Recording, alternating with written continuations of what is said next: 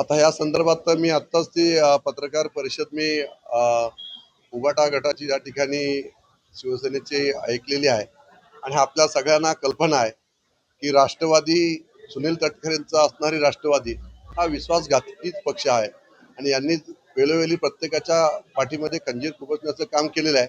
आज उबाटाच्या त्या कार्यकर्त्यांना त्या ठिकाणी सुद्धा त्यांना सुद्धा त्या गोष्टीची जाणीव झालेली आहे की त्यांना सुद्धा अशा पद्धतीने त्या ठिकाणी फसवण्यात आलेलं आहे।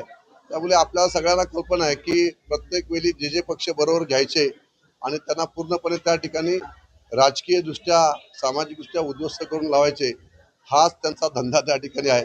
त्यामुळे त्या उबाटावाल्यांना त्या ठिकाणी आता तरी त्यांना देवाकडनं सुबुद्धी मिळो आणि त्यांनी जे काय आता एकत्रपणे येऊन ही निवडणूक लढवण्याचा जो प्रयत्न त्या ठिकाणी सुरू होता तो आपल्याला सगळ्यांना कल्पना आहे की हिंदुत्वाच्या विचाराची युती आपण या ठिकाणी केलेली आहे।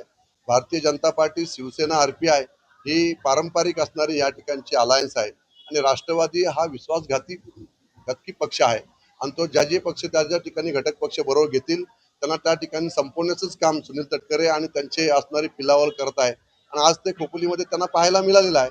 त्यामुळे त्यांना त्यांचं लखलाभ हो। आम्ही मात्र आमचा धर्म महायुतीचा पाळून या ठिकाणी महायुतीचे सर्वच्या सर्व उमेदवार आम्ही त्या ठिकाणी निवडून आणणार।